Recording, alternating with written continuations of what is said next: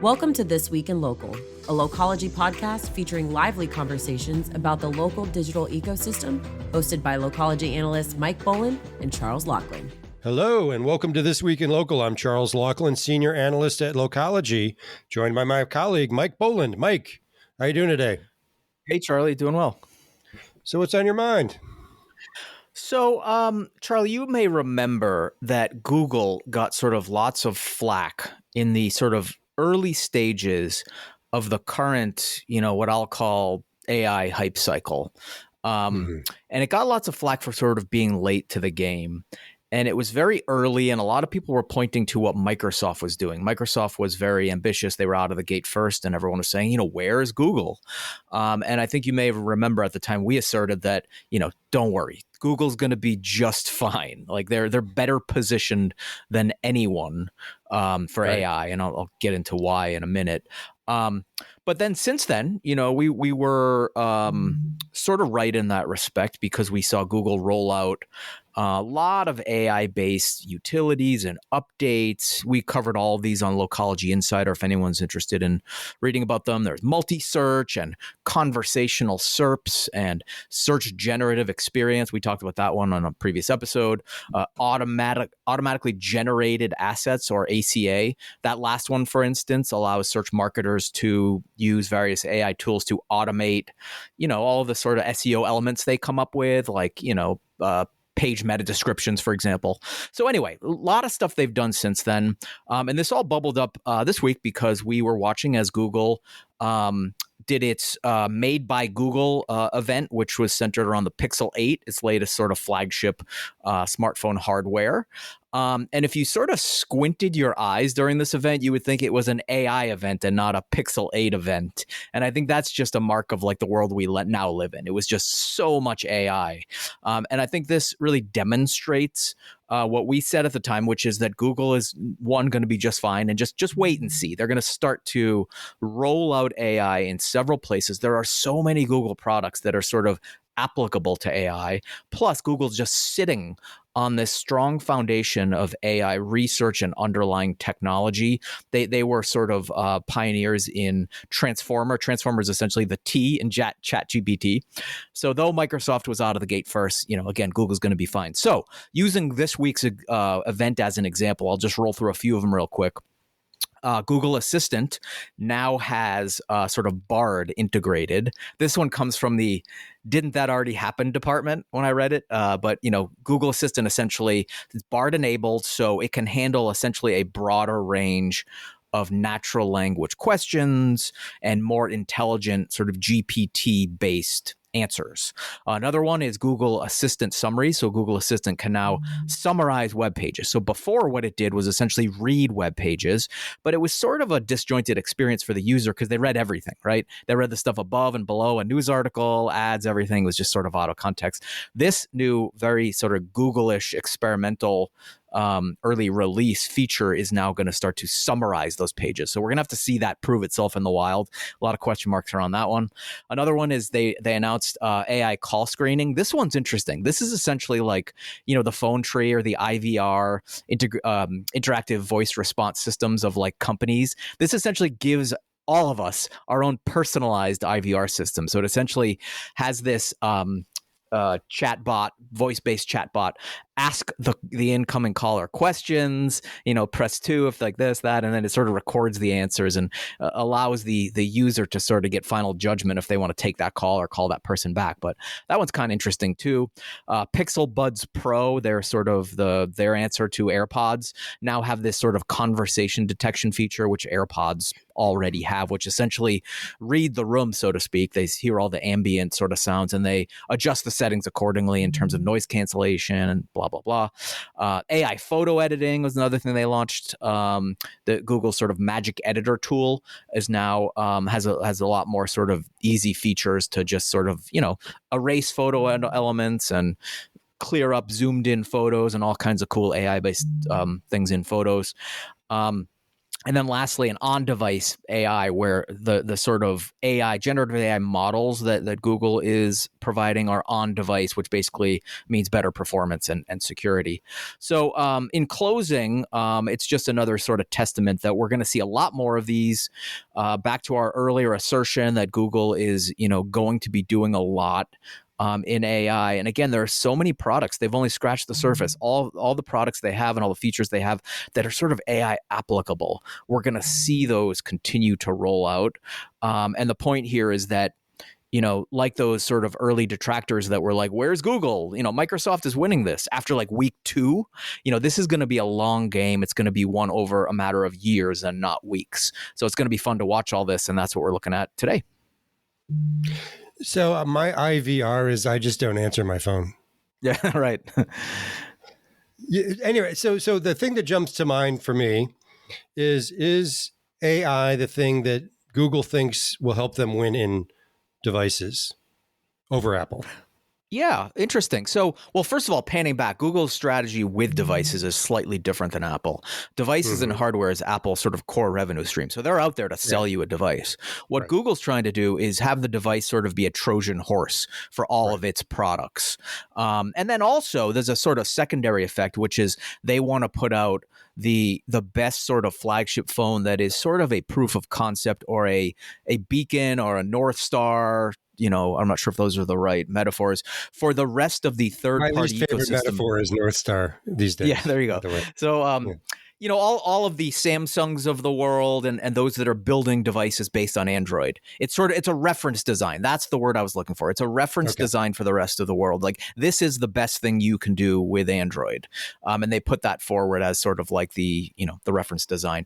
So there's a few, they're not necessarily trying to beat Apple in selling hardware, but they want their phones out there as much as possible because, again, that Trojan horse for all of Google services comes along with the device. It's sort of the same thing, isn't it? And ultimately? Yeah, I mean, that's a good point. I mean, maybe the device isn't the profit center, but it's a delivery mechanism for their profit centers. The means to getting there is to outsell more Apple. Phones in more hands. Exactly. Yeah, that's exactly achieves their objectives. Therefore, is AI the thing that gets more phones in more hands? Yes, and I think another point there, and to get more phones in more hands, the sort of the battle for those hands has become in the last 5 years the camera. Because all other sort of smartphone features have sort of been commoditized. They've gotten to a certain maturity in terms of speed and weight and thin. The camera is the one thing that continues to improve cycle after cycle, and that's the arms race between the iPhone and Android-based devices, whether it be Samsung or Google Pixel devices.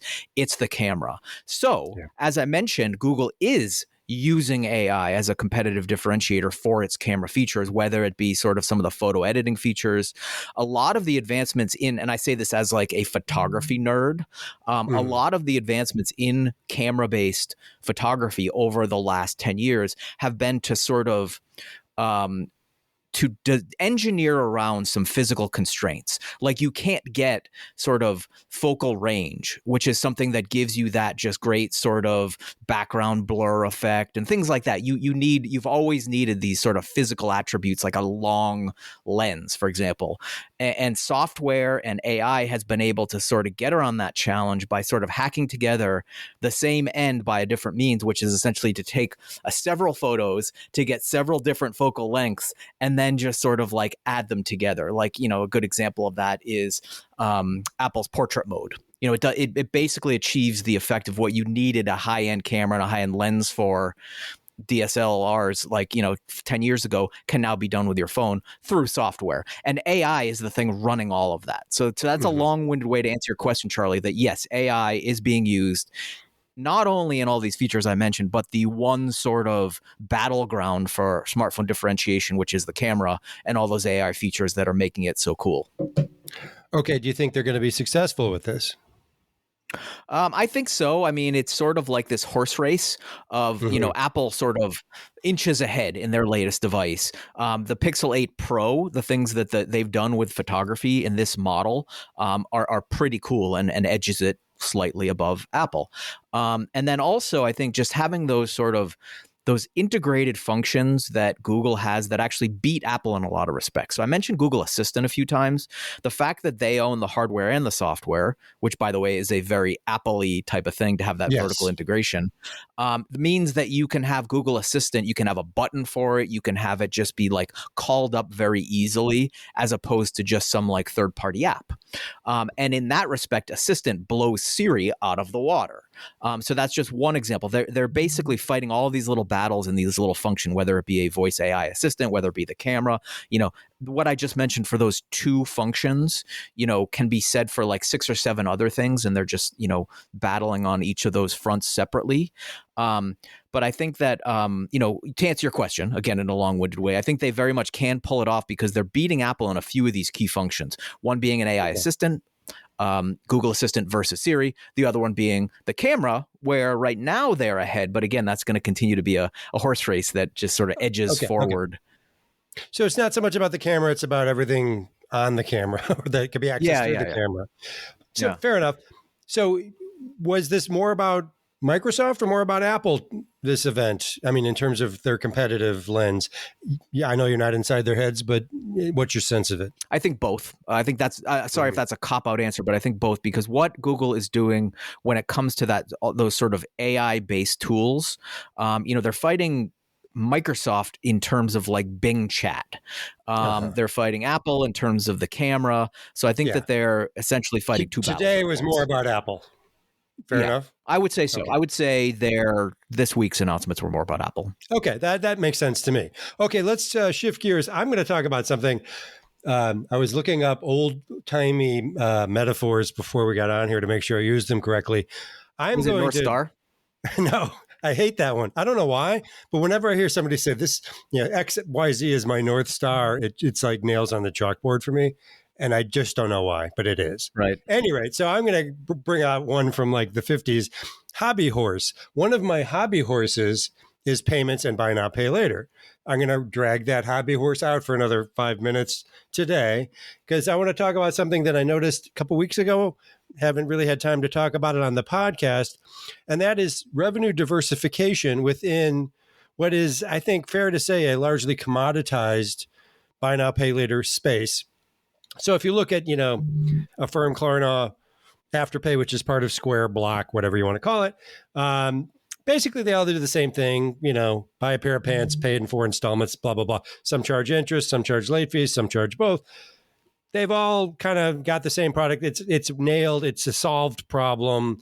It's a commodity. You can essentially get the same thing everywhere.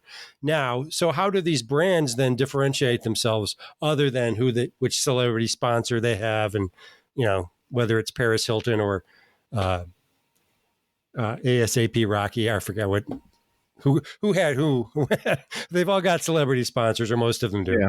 Klarna's leaned harder into that. But anyway, so what we're starting to see are things popping up that fall under the sort of broad umbrella of revenue diversification and or just general diversification. How do you decommoditize what is becoming a commodity that is controversial? We've talked about the controversies. That's kind of not what I'm interested in today. What we've seen are a couple of interesting things. One, Klarna, it's not announced. These are two things that are not official yet. One is that Klarna might launch a retail media network, which kind of pushes it out into a different space. And then Affirm, not Afterpay, Affirm looks like it's going to launch a subscription product within its service. So Affirm has already done some things to diversify. It has a savings program. I don't know how many people deposit their savings into Affirm savings. I'm guessing they then generally use that to pay off their buy now, pay later accounts, if they even have savings in there. That is something I don't know for real. I'm just guessing on that one. So anyway, but they have a subscription product. And the benefit is essentially if you pay $7.99 a month, you get loans up to a certain amount interest free. And it just seemed like the least compelling subscription product I've ever seen, short of anything X has done, right? And so I don't know if they're going to get anywhere with that. It was floated. I think it was quote unquote discovered by Bloomberg. I don't know if it was discovered like the way you discover a bowling ball that was rolled past you.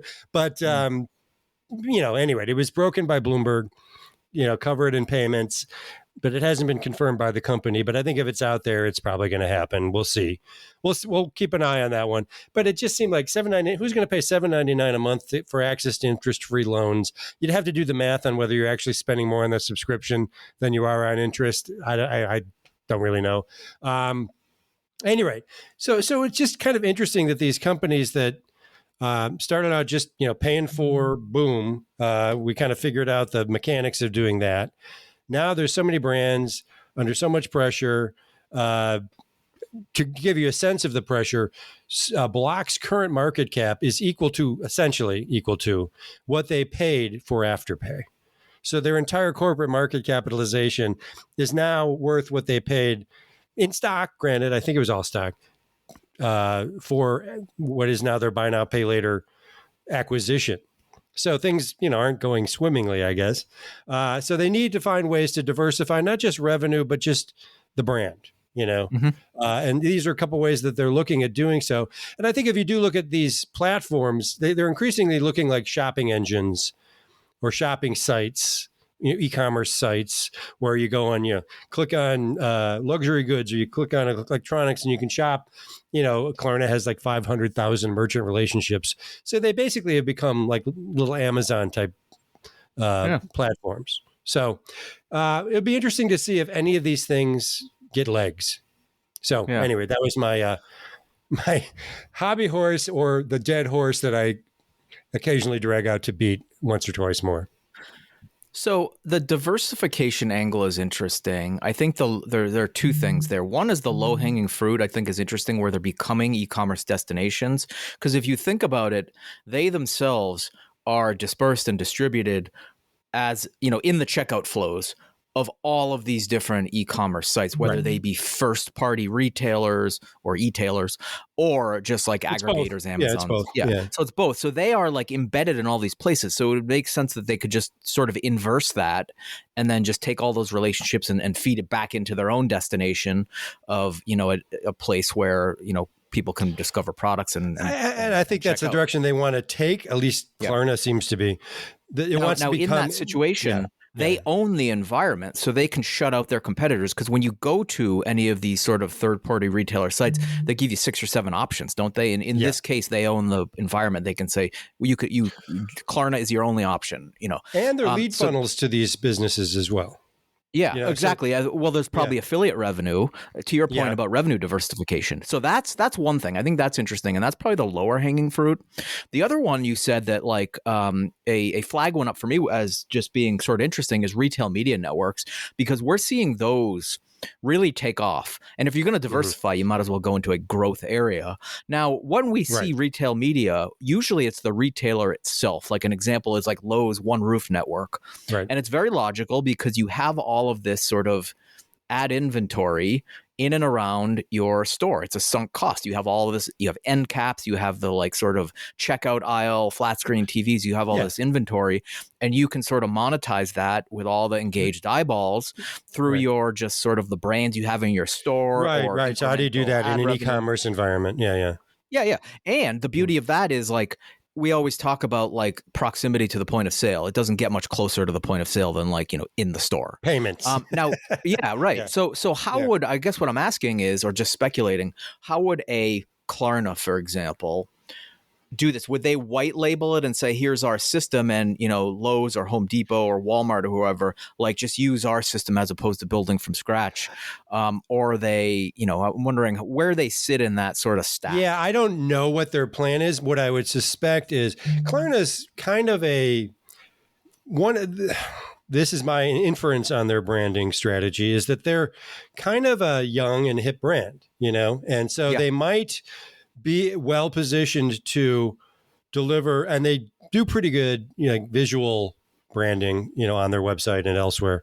Sure. More so than all the other BNPLs to my eye. And I could see them translating the quality of that brand into the right kind of retail environment. Now, what they're actually planning, I'm not entirely sure. It was it would make sense for by them. the CMO recently in a conversation that I was reading earlier today, and I'm planning on writing about it. So I don't know what the details of what they're planning, but I think the idea that they're thinking about what else do? We have this brand. We have all these merchants. We have millions of transactions that we're processing. We have repeat customers with great demos. How do we pull all that together into another revenue stream? Mm-hmm. And this seems like one way to do it, but I'm not sure of the mechanics of it. Are there going to be Klarna terminals, in, name a shop that young people shop in? I don't really know any of this stuff. So at the very least, at the very least, it would make sense for them to be a media buyer in that retail media environment. Like, so the ads you see on the they would put Klarna ads on someone else's network. Use Klarna. You're about to check out, use Klarna. That makes perfect sense. That is not a revenue stream for them. That is a media channel. Oh yeah, that's them buying. But you can combine the two ideas where if they own the retail media network, they're going to have a bunch of ads that they sort of provision, but then their own sort of house ads that they throw in the mix. I would imagine that the idea of the retail media network would be, to generate revenue, but also to drive higher conversion, and that's right. So, at any rate, that was my I think, even though I still thought, I wasn't getting enough information on what the plan is, if there is really a plan, other than, it might be a trial balloon at most at this point. Mm-hmm. So I'm not sure what the execution plan is, but my guess is it's on a drawing board somewhere in Stockholm where Klarna is based. I feel that has more opportunity than the subscription thing that Affirm is doing, which feels a bit like grasping at straws. I just don't get the value prop of that one at all. Interesting. If it's launched, we'll see if it works. I could be wrong. I'm often wrong. But that one feels less compelling than the potential of a Klarna retail media network, or retail media play of some kind, given I think that Klarna has built an excellent brand, Anyway, that's, I guess, enough on that one. Mike, who do you think won the week? Yeah, so I'm going to mention Microsoft. We talked about Microsoft earlier, and its early work in AI was out of the gate before Google, as I mentioned. That has given it a certain degree of momentum when it's out there trying to sort of land big deals for third parties and tech providers to sort of use their technology. So in the past, that had been Google versus Microsoft winning contracts for sort of using their search APIs, Bing versus Google, to sort of run a site's search API. Now that AI is in the mix, Microsoft has been winning a lot of notable deals. The first big one was Netflix. And then in the past week, this is why I'm mentioning them now, they won two big deals to run the sort of chatbot functionality utilizing their, essentially their API for Bing Chat and ad serving. For one being Meta, in their sort of chatbot functionality that runs across WhatsApp and Instagram and Messenger. And then the second one was Snap. Snap's My AI tool, which is its tool that lets users sort of ask questions, general interest questions, or where can I get some sushi tonight? Stuff like that. So Microsoft won the contract to essentially utilize their ads for chat API. So the point is they are winning these deals. They're developing competency around sort of ad serving, not just in, again, traditionally sort of search advertising. And that's what these are. These are search advertisers, but in a different context in these sort of chatbot based front ends that are popping up all over the place. They continue to win these deals. So another big one, another big two in the last week with Meta and Snap. That seems very big to me. Can you give us any sense of, I was just asking, who's Google more worried about in that sort of presentation they were giving over the phone? I think you answered that well, but this seems to be another thing that's going to make some people sweat at Google. Yeah, Google will sweat over this. I think Google will still have a lot of advantages, but their market share lead and advantages that they enjoyed for so many years in search, and by extension, their sort of search APIs, what we're talking about now, is going to be a smaller lead versus Microsoft than what we're now seeing. It'll be more of a battle. It'll be more of a sort of a game to watch when it comes to chatbot based underlying tech and the ad serving. That Google and Microsoft are going to be pretty formidable competitors in that world.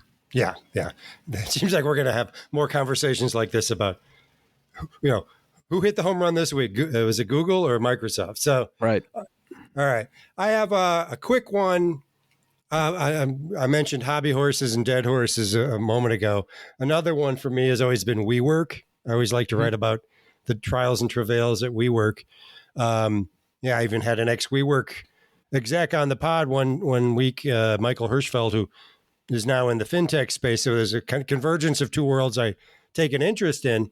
So what, and I'm reserving the right to flip it this week to who lost the week. And it's WeWork, because they skipped out on a $95 million interest payment on, all the debt they have. And you could say who lost the week, their creditors. But this is part of a bigger story that I wrote about a couple weeks ago, and I had a headline that said, WeWork doesn't seem to be working very well anymore. Bit of a wordy headline, but I was still proud of it. And the point of that piece was just that WeWork is in the process of trying to renegotiate all of its leases. Basically, its costs are out of control, and most of that cost is in the buildings they're leasing for their office space. Now, I think this is part of leverage that they believe they have on their landlords, et cetera, to try to, they're trying to get some cost relief, and I think they're using whatever leverage they think they have. Mm-hmm. And I think that's what this is all about. So, at any rate, it's part of the ongoing saga of the increasingly untenable brand WeWork. And I will forever give you credit for suggesting that they rebrand. I still think was a very good call on your part. So WeWork, you lost the week. Mike, why don't you read us out? Yeah. Thanks, Charlie. Thanks, everyone, for listening. This has been This Week in Local. Stay tuned every week for more episodes. You can find the show on all major podcast networks and find out more at localogy.com. So please subscribe, like, and comment. Your engagement helps others find us. So I'm Mike Boland with Charles Laughlin. Our producer is Dara Sweat. So thanks for listening, and see you next week. Thank you for tuning in to this week's episode of Localogy's This Week in Local with Mike Boland and Charles Laughlin. Be sure to subscribe for more.